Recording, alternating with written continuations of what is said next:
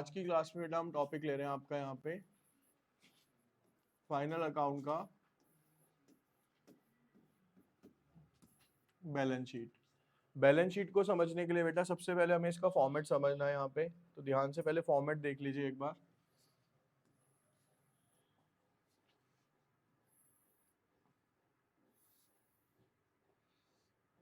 इसके अंदर बेटा देखो क्या होता है, इसमें ना डेबिट क्रेडिट वाला रूल नहीं लगता। इसके अंदर क्या लेते हैं हम, लेफ्ट हैंड साइड जो होगी बेटा हमारी यहाँ पे, ठीक है, वो कहलाती है हमारी यहाँ पे लायबिलिटीज,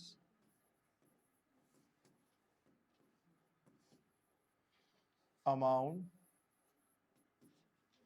असेट्स एंड अमाउंट। ठीक है बच्चे, अब सबसे पहले मैं लायबिलिटी साइड बता रहा हूँ क्योंकि मेजर इसकी लायबिलिटी साइड या सेट साइड में कुछ ऐसा होता नहीं है। अब सबसे पहले मान लीजिए हम यहाँ पे ले रहे हैं एक टर्म जिसका नाम है यहाँ पे कैपिटल।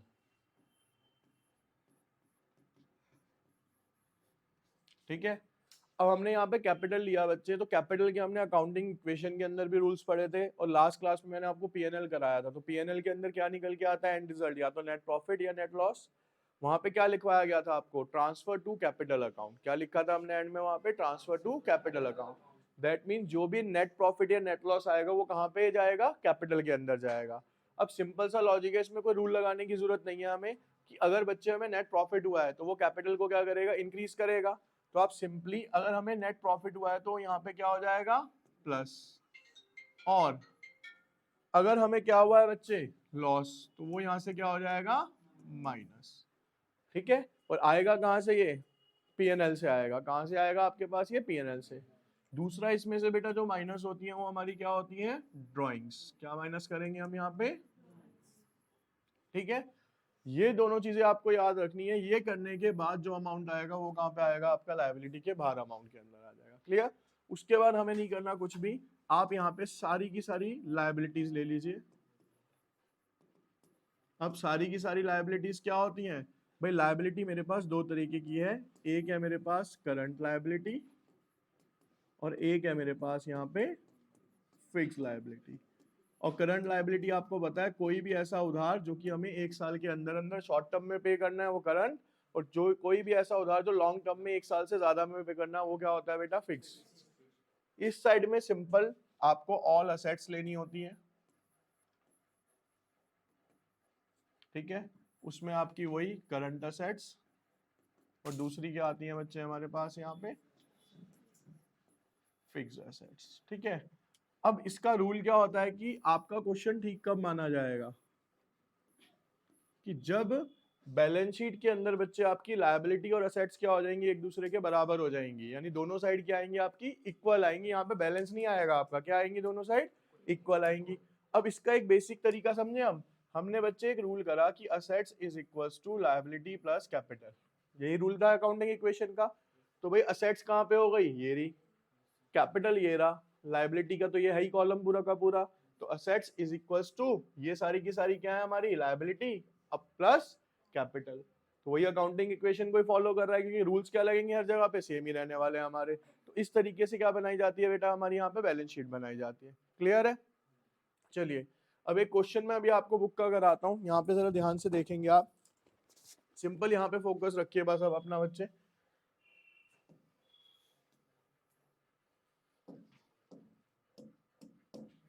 देखो बेटा हमारे पास एक क्वेश्चन है, उसमें ये कह रखा है कि जो कैपिटल है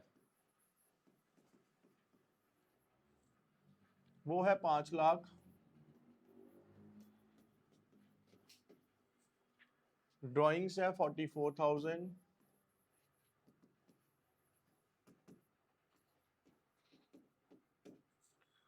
डेटर्स हैं 64,000,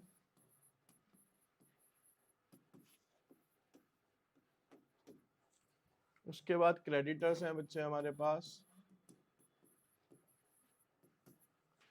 क्रेडिटर्स है मेरे पास 42,000, उसके बाद कैश है,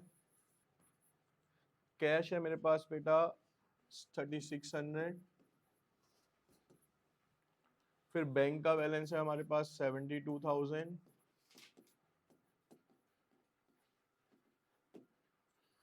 उसके बाद प्लांट है बच्चे हमारे पास, प्लांट है हमारे पास 1 लाख का, फर्नीचर है 37,000, नेट प्रॉफिट है 16,600, जर्नल रिजर्व 10,000 और क्लोजिंग स्टॉक जो है बच्चे हमारे पास 2,48,000। ठीक है, अब देखिए आपके सामने बच्चे आइटम्स आ गए यहाँ पे। अब हमें इसे क्या करना है, पुट करना है किसके अंदर, अपनी बैलेंस शीट के अंदर। तो यहाँ पे देखिए, अब पहले आप इसका बनाइए बेटा यहाँ पे फॉर्मेट,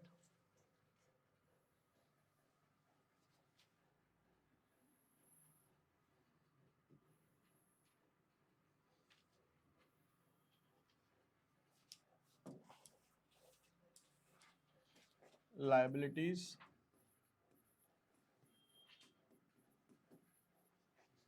अमाउंट,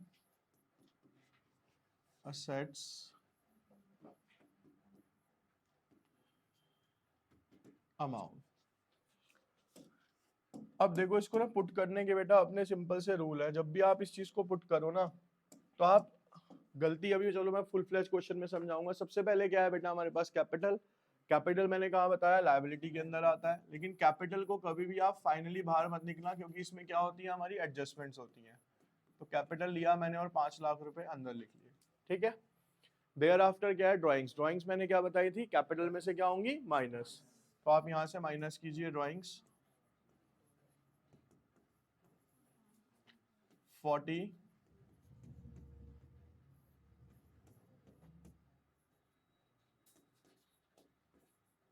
4,56,000।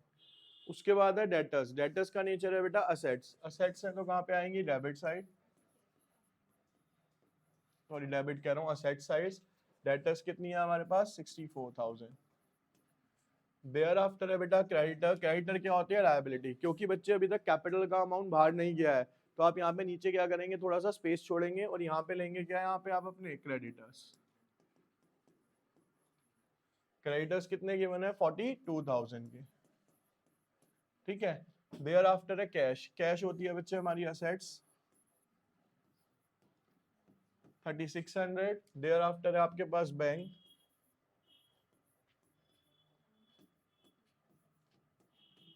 72,000। उसके बाद है प्लांट। प्लांट का मतलब भी क्या है, असेट्स। प्लांट पेड़ पौधों वाला नहीं है ये, ठीक है। प्लांट मतलब जो प्लांट एंड मशीनरी वाला प्लांट, ठीक है।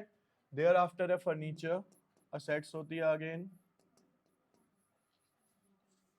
कितना दिया हुआ है, 37,000।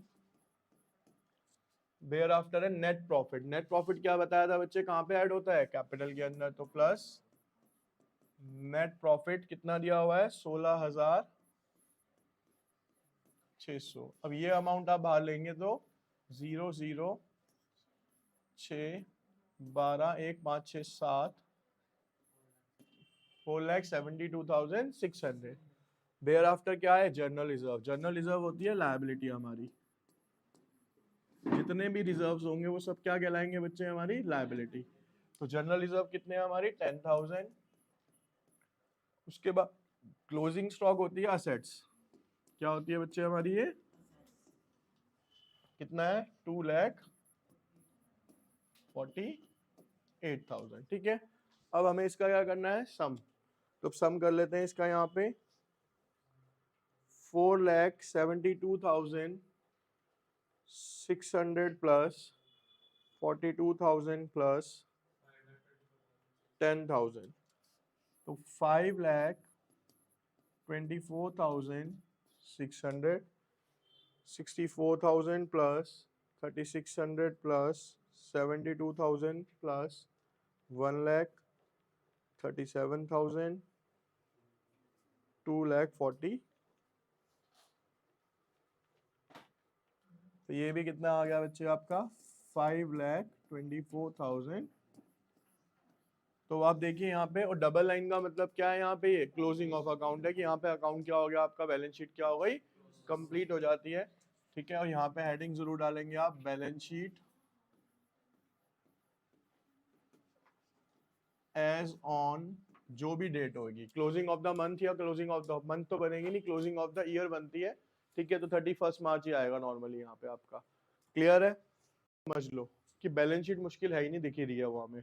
भाई बैलेंस शीट के लिए मेरे को सबसे पहले मेन इंपॉर्टेंट चीज क्या चाहिए होगी वो समझते हैं, जिसपे आपकी पूरी बैलेंस शीट काम कर रही है। आपको चाहिए होगा ये किसकी हेल्प से आता है? पीएनएल की हेल्प से। और पीएनएल को स्टार्ट करने के लिए सबसे पहले हमें क्या चाहिए होता है? ग्रॉस प्रॉफिट या ग्रॉस लॉस। ग्रॉस प्रॉफिट किससे आएगा? ट्रेडिंग अकाउंट से। समझ रहे हो?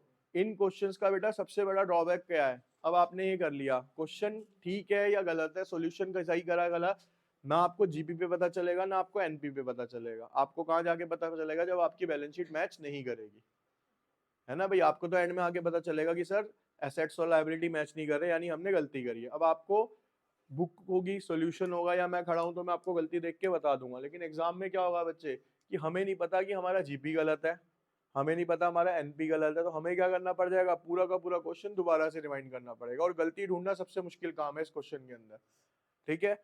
अभी मैं आपको एक तरीका बताऊंगा फुल फ्लेज क्वेश्चन को करने का, तो उसी तरीके को फॉलो करते रहोगे तो गलती नहीं होगी कभी भी। अभी स्टेप वाइज बताता हूँ आपको। यहाँ तक कोई डाउट? देखिए बेटा, क्वेश्चन है आपका, क्वेश्चन नंबर 16 है आपकी बुक का ये।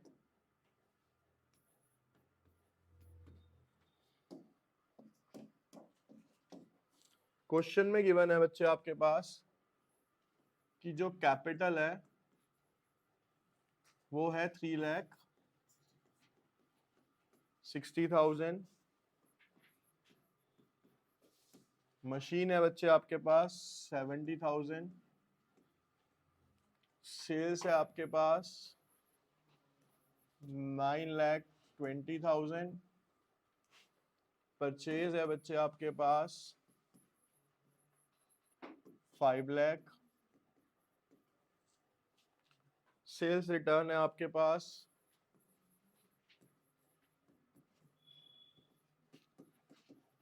10,000। ओपनिंग स्टॉक है, क्योंकि 1 तारीख का स्टॉक दिया हुआ, तो कौन सा स्टॉक होगा? ये ओपनिंग स्टॉक। ये है बेटा हमारे पास 1 लाख। ड्राइंग्स है बेटा मेरे पास 40,000। उसके बाद वेजीज है बेटा मेरे पास 1 लाख।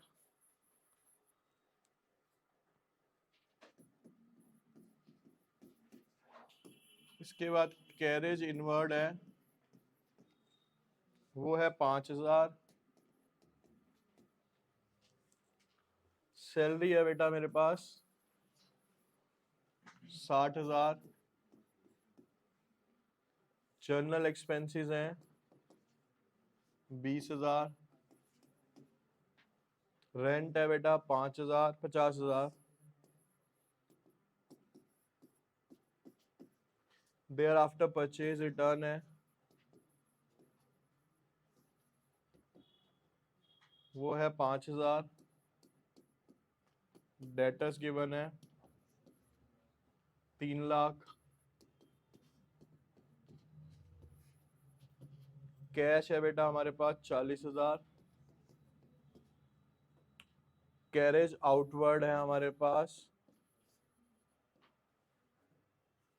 20,000। एडवर्टाइजिंग है मेरे पास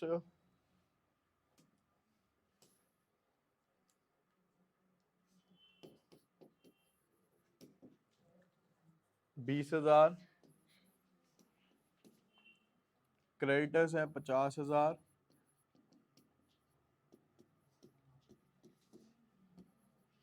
और यहाँ पे अलग से आपको क्या गिवन है बेटा? 2 लाख।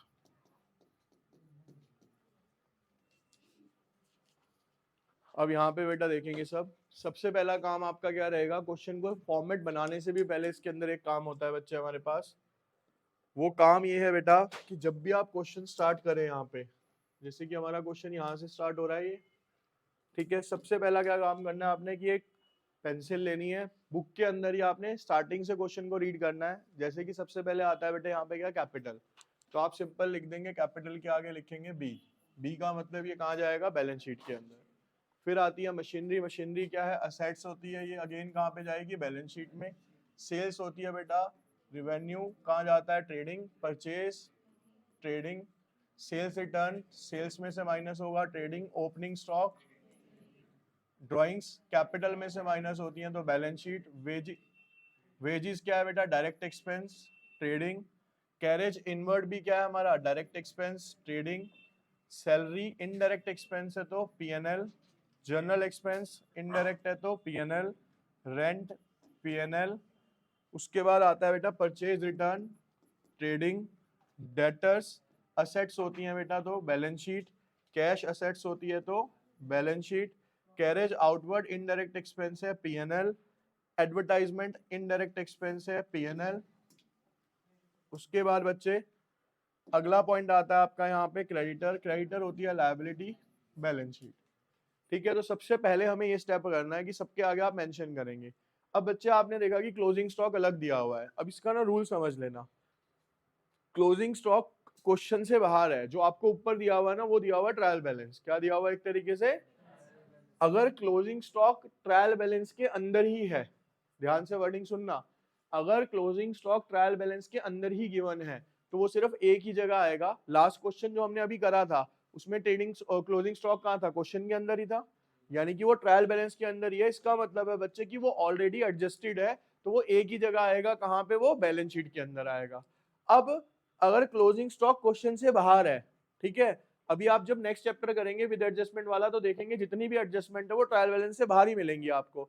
इसका मतलब है वो ट्रांजैक्शंस अभी तक हमने एडजस्ट नहीं करी हैं, तो उनका इंपैक्ट 2 अकाउंट पे बढ़ेगा या कभी कभी 3 अकाउंट पे भी बढ़ता है। तो अब ये वाला जो क्लोजिंग स्टॉक है, ठीक है, कहाँ कहाँ जाएगा वो मैं बताऊंगा, रीजन मैंने आपको बता दिया। ठीक है, तो ध्यान से देख लेना कि ये जो क्लोजिंग स्टॉक गिवन होता है आपको क्वेश्चन के अंदर गिवन है यहाँ पे, यानी कि इसी के साथ, या फिर बाहर गिवन है। अगर बाहर गिवन है तो इसका मतलब है वो अभी एडजस्ट, ठीक है। अब हम बेटा इसका सबसे पहले क्या बनाएंगे, यहाँ पे फॉर्मेट बनाते हैं। देखिए इधर सब, भाई हमें 3 अकाउंट्स बनाने हैं ना, मैं बीच में ऐसे कर रहा हूं, आप मत कर लेना, या एक काम करते हैं,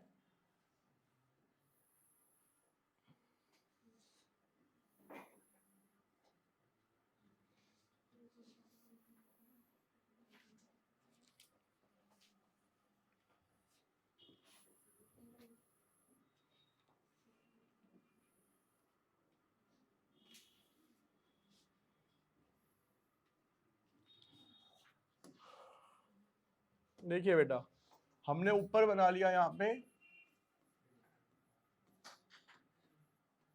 trading and PNL account, trading और पीएनएल अकाउंट का फॉर्मेट एक जगह ले लिया, और यहाँ पे हमने बनाया बच्चे बैलेंस शीट।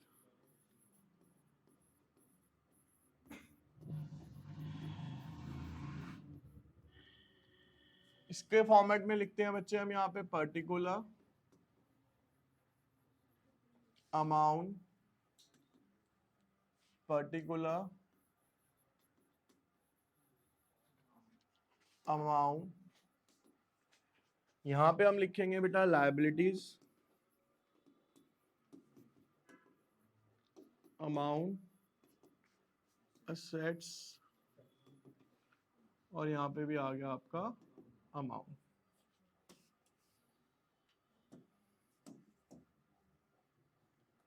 देखिए बेटा अब इधर,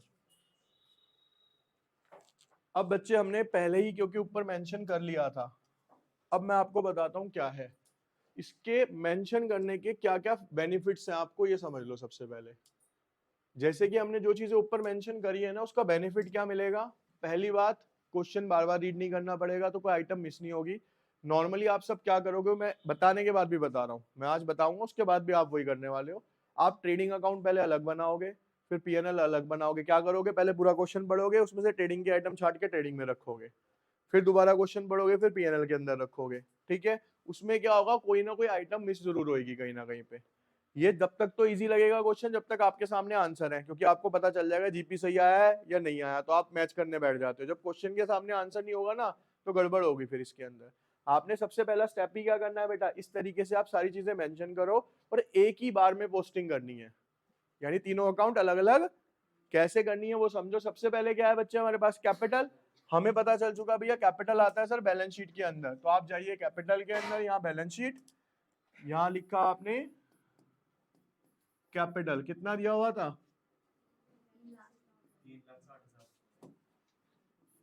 3,60,000, ठीक है। इसके बाद देखिए, उसके बाद बेटा नेक्स्ट चीज दी हुई है आपको यहाँ पे मशीनरी, ठीक है। अगली क्या चीज दी हुई है आपको यहाँ पे मशीनरी 70,000। मशीनरी भी क्या है बेटा हमारी असेट्स है, लिखा हुआ है सामने ही, तो यहाँ पे आप लिखेंगे मशीनरी। मशीनरी दी हुई है 70,000, तो असेट्स में अमाउंट आ जाएगा आपका। अगला दिया हुआ है बेटा सेल्स। सेल्स होता है बेटा ट्रेडिंग का पार्ट। किसका पार्ट है सेल्स? तो आप यहाँ पे आएंगे, सेल्स क्रेडिट में आता है ट्रेडिंग के। लेकिन क्योंकि क्वेश्चन में आपने पढ़ा था कि हमें क्या गिवन था, रिटर्न भी गिवन था, तो इसका अमाउंट पहले आप अंदर लिखिए, रिटर्न माइनस करने के बाद बाहर जाएगा। उसके बाद आता है परचेज। परचेज कहाँ पे आता है बेटा? ट्रेडिंग के डेबिट में। यहाँ पे लिखेंगे क्योंकि हमें पता है ऊपर क्या आना होता है, ओपनिंग स्टॉक। तो परचेज, यहाँ पे वर्ड क्या यूज होगा, टू, और यहाँ पे बाय। परचेज कितने की है बेटा? 5 लाख रुपए की। उसके बाद है बेटा सेल्स रिटर्न 10,000, तो माइनस रिटर्न, तो 9,10,000। ओपनिंग स्टॉक दिया हुआ है 1 लाख रुपए का। ओपनिंग स्टॉक कितने का दिया हुआ है बच्चे हमें यहाँ पे?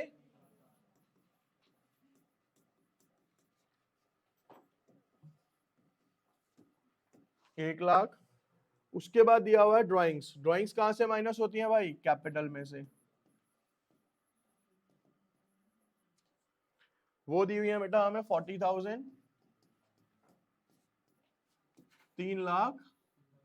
लेकिन अभी माइनस नहीं करेंगे, अंदर ही अमाउंट लिखेंगे। इसका रीजन कि अभी हमारा नेट प्रॉफिट और नेट लॉस भी इसके अंदर एडजस्ट होगा। उसके बाद आती है बेटा वेजेस। वेजेस क्या होती है हमारी? Direct expense. ट्रेडिंग में लिखवाया हुआ है वहां पे, तो वेजेस अकाउंट, उसमें से लेकिन रिटर्न माइनस होना है अभी हमारा।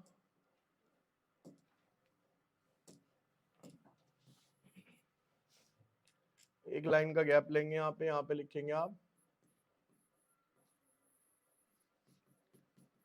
वेजेस दी हुई है बेटा हमें कितनी? कैरेज इनवर्ट भी डायरेक्ट एक्सपेंस है बच्चे, तो 2, कितना दिया हुआ है? 5,000। सैलरी। सैलरी क्या होता है बेटा? अब यहाँ पे देखो इनडायरेक्ट एक्सपेंस। आपको नहीं अपने आप आइडिया लग जाएगा कि ट्रेडिंग कहाँ तक बनेगा। मतलब एग्जैक्ट जरूरी नहीं है कि बिल्कुल एच टू एच लाइन छोड़नी है आपने, 10-5 फालतू हो जाए कोई दिक्कत नहीं है। अब मेरे को नहीं पता भैया कहाँ पे ट्रेडिंग खत्म होने वाला है, तो मैं क्या कर रहा हूँ, इतना स्पेस छोड़ के मैंने यहाँ पे मान लो यहाँ ले लिया सैलरी को, टू सैलरी अकाउंट। सैलरी कितनी गिवन है बच्चे हमें यहाँ पे? 60,000। उसके बाद हमें दिया हुआ है जनरल एक्सपेंसेस 20,000। उसके बाद गिवन है बच्चे रेंट। रेंट कितना है हमारा? 50,000। फिर दिया हुआ परचेज रिटर्न 5,000 के, तो यहां से माइनस कर देंगे रिटर्न्स 4,95,000।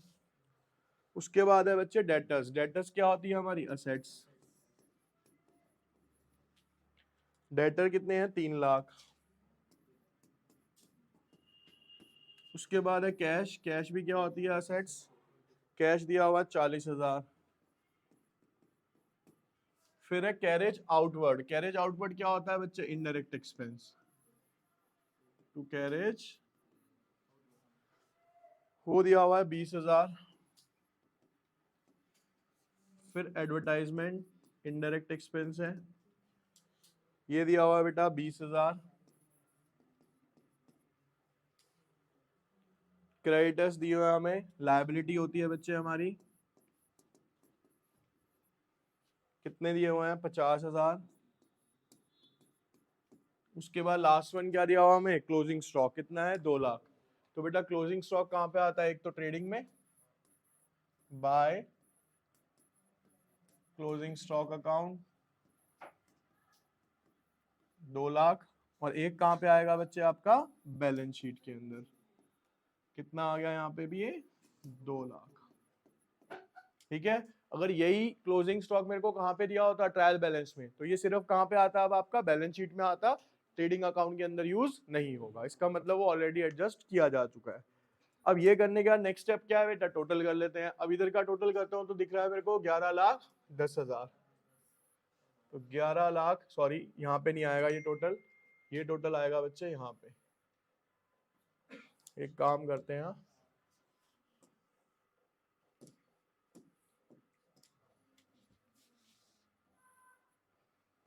11 लाख, इस 11,10,000 में से यहां तक का बैलेंस क्या कर दो माइनस, तो बच्चे 1 lakh plus 4,95,000 plus 1 lakh plus 5,000, ये आया 7 लाख। तो बेटा 11,10,000 में से 7,10,000 माइनस करें तो to gross profit transfer to P&L 4,10,000, यहाँ पे भी कितना हो गया ये 11 लाख। ठीक है, क्लियर है जीपी। अब जीपी यहाँ पे आया तो कहाँ ट्रांसफर होगा बेटा, P&L के क्रेडिट साइड में, तो यहाँ पे मैं लिखूंगा by gross profit transfer from P&L account 4 lakh. अब 4,10,000 में से, ठीक है, 4,10,000 में से बच्चे आप माइनस कर देंगे यहाँ पे भाई 60 और 40, 1,70,000, तो 4,10,000 माइनस 1,70,000, 2,40,000 आता है। तो नेट प्रॉफिट कितना आ रहा है बच्चे हमारा यहाँ पे, transfer to capital account 2 lakh, total आ गया बच्चे हमारा यहाँ पे 4 लाख।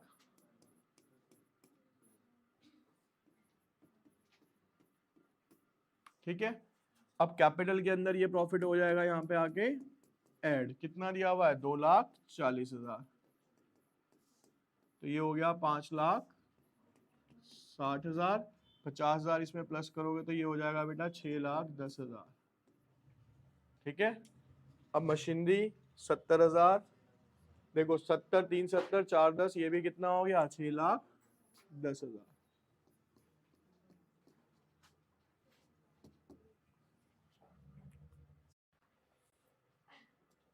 बेटा यहाँ पे आएगा gross profit transfer from trading account. ठीक है, ऐसे बच्चे अगर आप क्वेश्चन करोगे ना इस स्पीड में भी होगा, और टाइम क्या लगेगा आपको, काफी कम लगेगा अगर आप पहले से मेंशन करके एक साथ पुट करोगे। उसकी टेंशन मत लेना कि सर यहाँ पे स्पेस ज्यादा बच गया हमारा ट्रेडिंग के अंदर, वो बचने दो, वो कोई इशू नहीं है हमारा। ठीक है, बैलेंस सही आने चाहिए हमारे, तो एक ही बार फॉर्मेट बनाओ। पहले सबसे पहला स्टेप क्या बताया कि मेंशन कर लो क्वेश्चन के अंदर, उसके बाद पोस्टिंग करना स्टार्ट करो। अलग अलग अकाउंट बनाओगे बहुत टाइम कंज्यूम होगा और गलती के चांसेस भी ज्यादा बढ़ जाएंगे आपके। ठीक है,